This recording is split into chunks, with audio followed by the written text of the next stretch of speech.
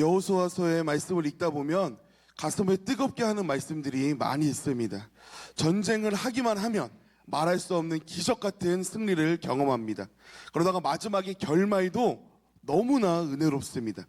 이 여호수아와 갈렙은 죽음을 앞둔 이 노년 앞에서도 믿음을 잃어버리지 않았고, 나를 전쟁터로 보내달라, 하나님께서 지금도 나와 함께 하실 터인데 우리는 분명히 승리할 것이다 하면서 출정 명령을 내려달라고 여호수아 앞에 요구합니다. 그리고 지금까지 정복하였던 이 가나안 땅을 이스라엘 백성들에게 축복의 기업으로 나눠주면서 여호수아서가 마무리됩니다. 그리고 여호수아는 마지막 그 순간까지 믿음을 지키면서 후대에게 하나님의 말씀을 기억하며 살라고 신신당부를 하면서 하나님 곁으로 떠나게 됩니다. 생각을 해보면 전쟁을 하면서 왜 힘들지 않았겠습니까? 살아가면서 분명 이런저런 일들도 있었겠지만 결국에 나는 하나님으로 인해 승리한다, 하나님으로 인해 나는 축복의 땅을 유업으로 받는다, 이 언약과 축복의 말씀이 바로 여호수아서 말씀입니다. 내가 싸웠다 하면 승리하고 어떤 어려움 가운데서도 이겨내는 그 능력, 이런 인생이 된다면 그것이야말로 하나님께서 우리에게 원하시는 인생이라고 말할 수 있습니다. 우리에게도 여호수아와 같은 이러한 복이 풍성히 임하기를 주님의 이름으로 축원합니다. 그런데 여호수아서는 시작하는 그 순간만큼은 이런 승리와 축복의 시작이 아니었습니다. 우리 본문 1장 1절 말씀을 보겠습니다. 1절 함께 읽겠습니다. 여호와의 종 모세가 죽은 후에 여호와께서 모세의 시종 눈의 아들 여호수아에게 일러 가라사대. 여호와의 종 모세가 죽은 후에, 우리에게 모세가 죽은 것이 크게 다가오지는 않습니다. 왜냐하면 우리는 다 알고 있기 때문이에요. 무엇을 아느냐? 모세가 죽어도 그 이후에 여호수아가 이스라엘 백성들을 말씀 중심으로 잘 이끌어가면서 가나안 땅을 점령하고 언약의 성취를 누리게 된다는 이 사실을 우리는 성경을 통해 알기 때문입니다. 그래서 우리가 생각하기엔 모세가 죽으면 맞아, 이제 여호수아의 시대가 오지, 이렇게 끝납니다. 우리에게는 아무런 문제가 없지만 여호수아와 이스라엘 백성들에게는 굉장히 큰 일이었습니다. 우리가 성경을 볼 때 한 가지 마음을 품어야 되는데, 하나님의 말씀을 재미있고 또 마음 깊이 보려면 이 말씀에 우리가 몰입할 줄도 알아야 합니다. 무슨 말이냐면, 우리가 드라마나 영화를 볼 때 사람이 비행기 끝에 막 매달려서 누구를 쫓아가기도 하고, 또는 사랑하는 사람이 내 눈앞에서 죽어가는 걸 우리가 보기도 하는데, 그때마다 저건 말도 안 돼, 비행기에 매달리면 공기저항이 어디까지 올라가는데 손가락 힘으로 그걸 버틴다고? 이건 말도 안 돼. 이러면 재미가 없죠. 또는 사랑하는 사람이 내 눈앞에서 총을 맞았는데 마지막 그 한마디를 하려고, 사랑했다고, 행복하라고 이 말을 전하는데, 그걸 보고서 말도 안 돼, 내가 저거 위치 보니까 총알이 폐를 관통했는데 호흡도 못할 텐데 말을 한다고? 말도 안 돼. 이렇게 보면 아무런 재미도 없고 이입을 할 수도 없습니다. 비행기에 매달리면 어떻게 떨어지면 어떻게, 이런 마음이 있어야 그 영화가 재밌고, 총에 맞고도 말을 하면 사랑하는 사람을 위해서 마지막 힘을 다해 고백을 하는구나, 제발 죽지 마, 죽으면 안 돼 하면서 드라마를 봐야 재밌는 거예요. 그걸 보면서도 이거 진짜 말도 안 돼, 이렇게 보면 아무것도 느낄 수 있는 게 없습니다. 그래서 우리가 이 시간 말씀에 우리의 감정이입을 해보겠습니다. 그래야지 하나님께서 이스라엘 백성들에게 하신 말씀들, 여호수아에게 하신 그 말씀들을 바로 나의 말씀으로 받고 내 삶에 적용할 수 있는 마음이 우리에게 생기는 줄 믿습니다. 제가 영화나 드라마를 비유해가면서 가볍게 말씀드렸지만, 하나님의 말씀을 볼 때 우리가 2000년 전에 있었던 말씀, 4000년 전에 누군가에게 일어났었던 그런 일로 생각하고 끝내버리면 내 삶 가운데 하나님의 능력이 일어나기는 정말 힘듭니다.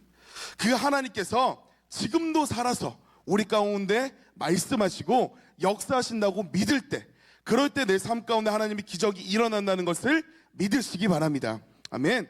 자, 그러면 지금부터 우리는 이스라엘 백성들입니다. 그리고 성경에 나오는 이 백성들이 바로 나입니다. 내가 여호수아와 이스라엘 백성이 되어본다면 오늘 1절 말씀, 여호와의 종 모세가 죽은 후에 이 현실 앞에서 절망과 두려움을 당연스럽게 느끼게 됩니다. 내가 만약에 여호수아였다면 얼마나 부담스럽고 두렵고 떨렸을까. 그 전에는 모세의 오른팔로서 모세를 보필하고 백성들과 함께 전투에 나가고 많은 일들을 도왔지만 이 200만 명의 이스라엘 백성들을 하루아침에 다스려야 하는 민족의 지도자가 되어버린 거예요. 그리고 40년 동안 여호수아가 눈앞에서 봐온 게 있는데 그건 바로 백성들의 원망이었습니다. 툭하면 원망하고 자신들 죽이라고 하고 왜 데리고 나왔냐고 소리치고 애굽으로 다시 데리고 가라고 말하고 끊임없이 대적하던 모습들을 바로 모세 옆에서 봐왔던 게 여호수아였습니다. 40년 동안 부정적인 언어들로 백성들이 심판을 받고 지도자들을 향하여 비난하고 하나님을 대적하였던 이 백성들을 데리고 이제 가나안 땅에 들어가서 정복 전쟁을 해야 되고 그 사람들로 하여금 하나님의 말씀을 가르치며 그 말씀대로 살아갈 수 있도록 인도해야 되는 상황입니다.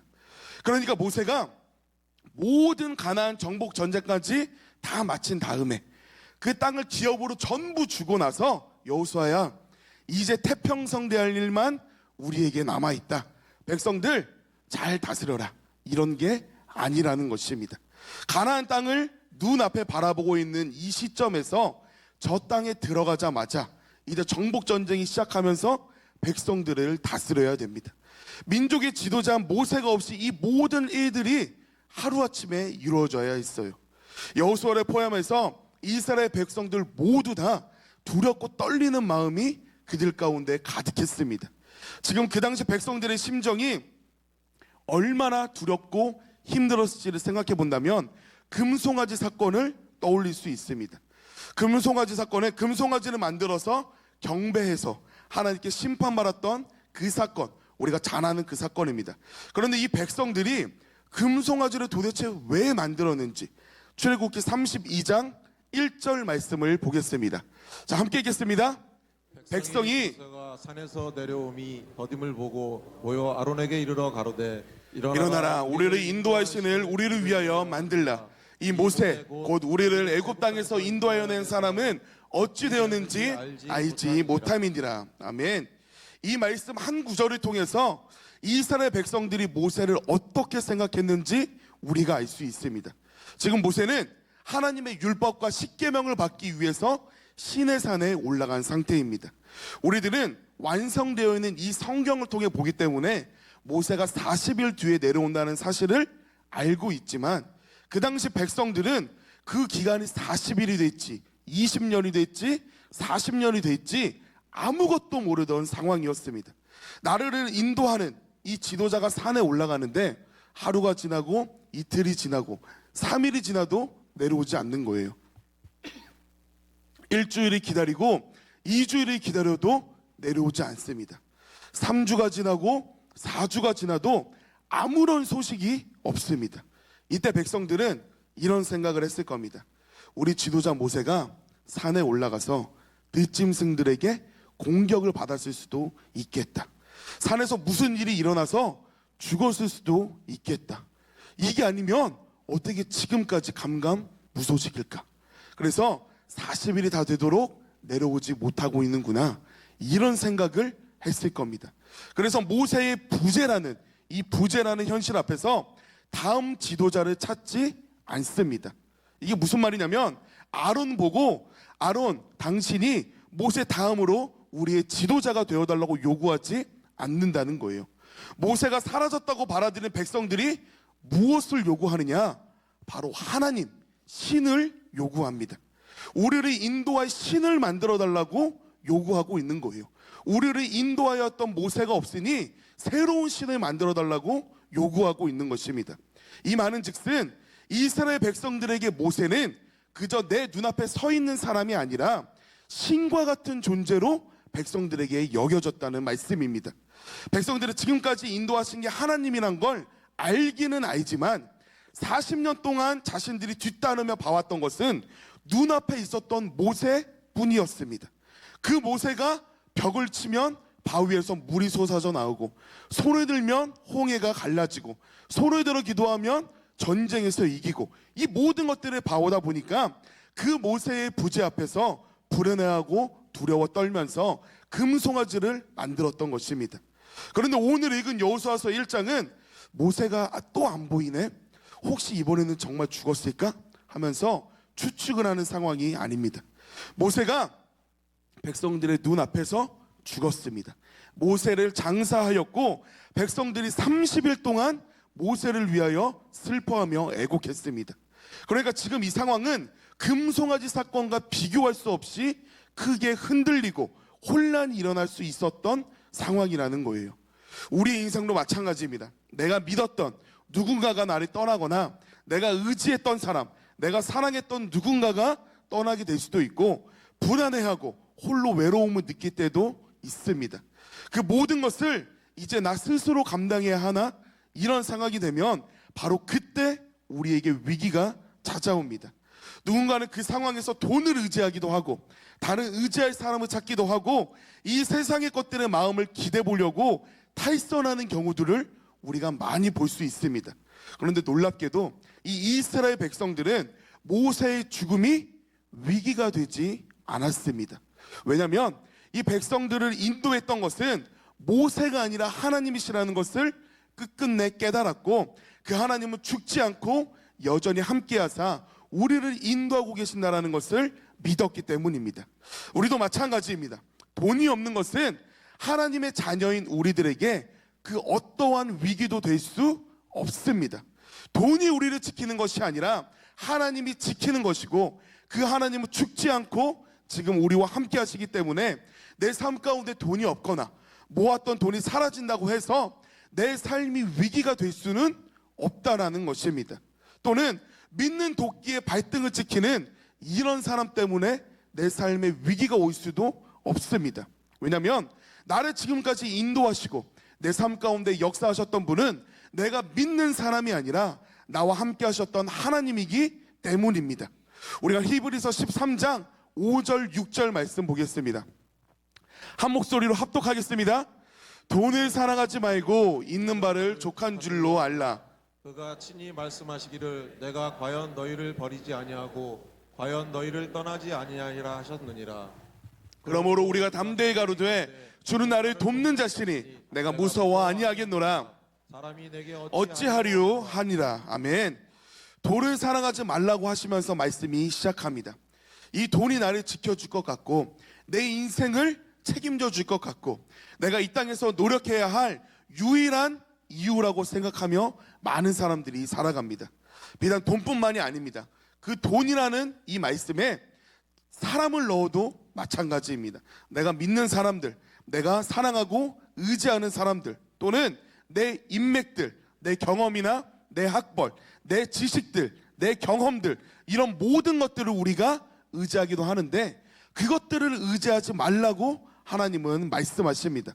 이런 것들이 이 땅에서 나를 지켜줄 것 같고 내 삶을 윤택해지게 할 것 같아서 우리가 의지하는데, 하나님께서는 바로 내가 너를 지키고 내가 너와 함께 한다고 말씀하십니다.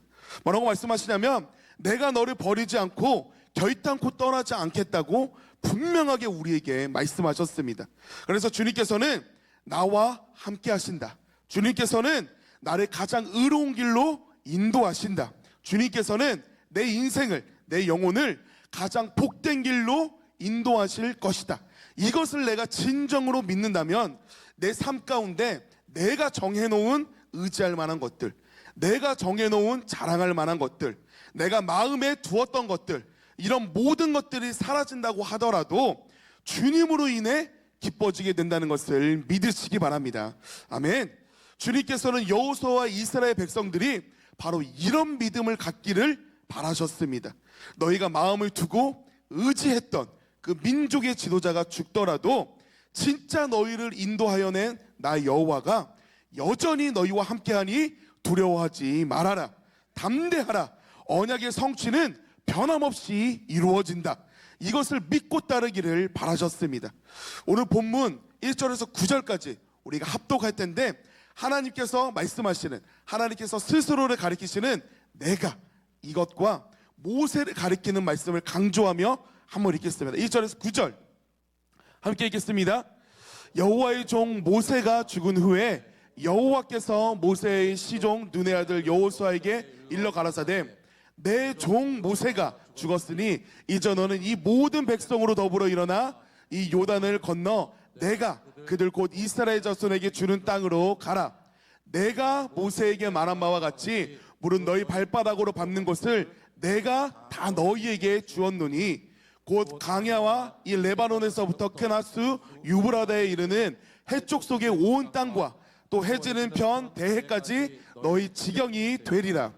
너희 평생에 너를 능히 당할 자가 없으리니 내가 모세와 함께 있었던 것 같이 너희와 함께 있을 것임이라.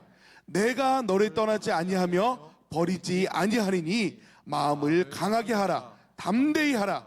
너는 이 백성으로 내가 그 조상에게 맹세하여 주리라 한 땅을 얻게 하리라.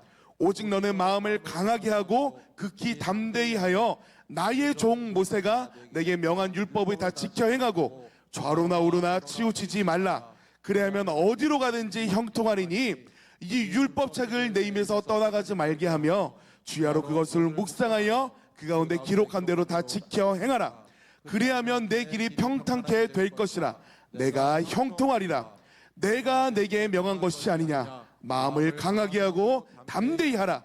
두려워 말며 놀라지 말라. 내가 어디로 가든지 내 하나님 여호와가 너와 함께하느니라 하시니라. 아멘. 여기서 주의 깊게 봐야 될 것은 여호와 하나님, 내가 명한 것, 이런 말씀들을 우리가 계속해서 보게 됩니다. 여기서 우리가 선택해야 할 것이 있습니다. 이 말씀 중에서 종 모세를 선택할 것이냐 아니면 여호와를 선택할 것이냐, 이 두 가지입니다. 모세가 죽었다는 이 1절의 말씀을 보고 모세가 죽었대. 지금까지 우리를 인도했던 지도자잖아. 우리 이제 어떻게? 모세가 없으면 우리 이제 어떻게 되는 거야? 이런 백성들도 있었을 것입니다. 그 자리에 이 세상에서 의지할 만한 것들을 넣을 수 있다고 아까 말했습니다. 돈이 없대. 직장이 어떻게 됐대. 누군가 안 좋게 됐대. 이제 어떻게? 내 인생, 내 앞길 이제 어떻게 하는 이 상황에서 하나님께서는 우리에게 동일하게 말씀하십니다. 돈이 아니라, 직장이 아니라, 너가 의지했던 사람이 아니라 나 여호와가 내가 명한 대로 나를 바라보라. 이 말씀을 무려 12번이나 반복해서 계속해서 말씀하십니다. 내가 너와 함께 하겠다. 내가 너를 떠나지 않겠다. 내가 너를 지키겠다. 내 길을 평탄케 하겠다. 내가 어디로 가든지 너와 함께 하겠다. 하나님의 말씀을 보면 이 여호수아와 백성들로 하여금 이 세상의 그 무엇도 이 백성들을 주관하도록 하나님께서는 내버려 두지 않으셨습니다. 오직 나만 바라봐라. 모세는 지팡이였고 내가 역사의 주관자였다. 끊임없이 말씀하십니다. 우리가 주님을 믿는다는 것은 나를 위하여 역사하시는 그 하나님을 내가 정말로 믿는 것입니다. 그러니까 지식적으로 아브라함의 하나님 대단하셨지. 모세의 하나님 대단하셨지. 여호수아의 하나님 맞아 대단하셨지. 옛날에 하나님께서 이런 기적을 이루셨구나. 하나님 오늘 말씀도 감사합니다. 아멘 믿습니다. 이러고 끝나는 게 믿음이 아니라는 것입니다. 모세와 함께 하신 하나님, 여호수아와 함께 하신 그 하나님께서 지금도 살아서 나와 함께 하시고 내 삶 가운데 가장 복된 길로 나를 인도하실 것이며 언제든지 기적으로 응답하실 것을 내가 전심으로 믿는다는 이것이 우리가 믿는 그 하나님을 믿는 것입니다. 그래서 우리가 주님을 믿을 때 정말 의심 없이 온전히 믿으며 살아갈 때 여호수아에서 나오는 그 언약의 성취로 역사하신 그 하나님을 내 삶 가운데 내가 체험하고 경험하면서 살아갈 수 있는 것입니다. 그 축복을 누리기 위해서 나의 마음과 생각을 정비해야 되는데 그 중에 첫 번째가 무엇이냐면 하나님께서 나의 모든 삶을 다스리시는 주권자 되시기를 내가 믿고 구하는 것입니다. 그리고 그 하나님께서는 우리에게 한 가지를 요구하셨습니다. 그 말씀이 7절, 8절입니다. 우리 본문 7절, 8절까지 말씀 보겠습니다. 오직 너는 마음을 강하게 하고 극히 담대히 하여 나의 종 모세가 내게 명한 율법을 다 지켜 행하고 좌로나 우로나 치우치지 말라. 그리하면 어디로 가든지 형통하리니 이 율법책을 내 입에서 떠나지 말게 하며 주야로 그것을 묵상하게 하여 그 가운데 기록한 대로 다 지켜 행하라. 그리하면 내 길이 평탄하게 될 것이라. 내가 형통하리라. 아멘.